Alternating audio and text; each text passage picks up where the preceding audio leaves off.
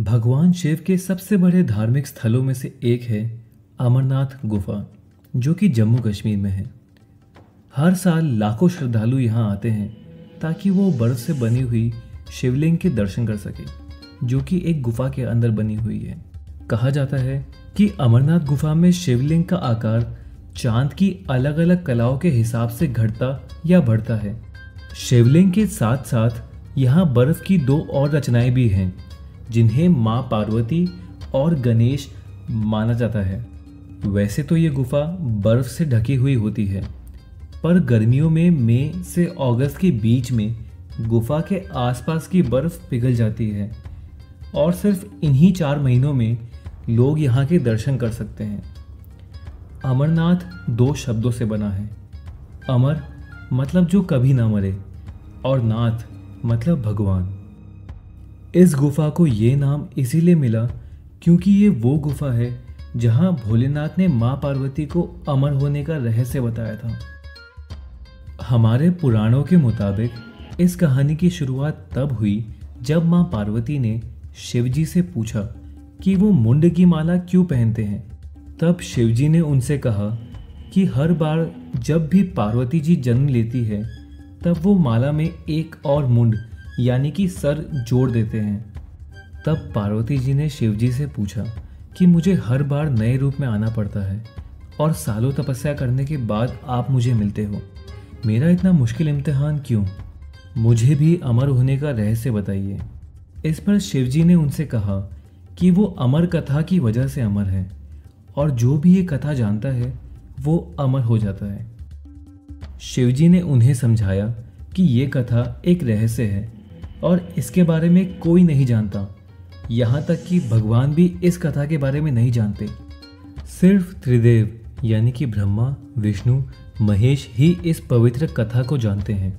लेकिन अमर कथा सुनने के लिए पार्वती जी के जोर देने पर शिवजी मान गए और उन्होंने एक गुप्त जगह चुनी जहाँ कोई भी प्राणी ना हो, और वो जगह थी अमरनाथ गुफा। अमरनाथ के रास्ते में भोलेनाथ ने अपनी सवारी नंदी को पहलगांव पर छोड़ दिया। जटाओं से चंद्रमा को चंदनवाड़ी में अलग कर दिया।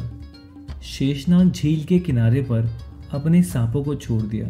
महागुनास पर्वत पर अपने पुत्र गणेश को और पंचतरणी पर महादेव ने 5 तत्वों को अपने से अलग कर दिया। इसके बाद शिवजी ने पार्वती जी के साथ अमरनाथ गुफा में प्रवेश किया। शिवजी ने अपनी समाधि ली और अमर कथा सुनाने लगे। कथा सुनाने के बीच में ही पार्वती जी सो गई क्योंकि कथा बहुत लंबी थी और वो अमरनाथ के सफ़र से काफ़ी थक गई थी। लेकिन शिवजी को पता ही नहीं चला कि पार्वती जी सो गई थी और वो अपनी कथा सुनाते रहे।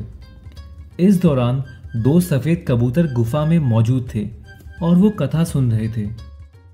कबूतरों की मंद मंद आवाज़ से शिवजी को लगा कि पार्वती जी कथा सुन रही है और इसी दौरान कबूतरों ने पूरी कथा सुन ली।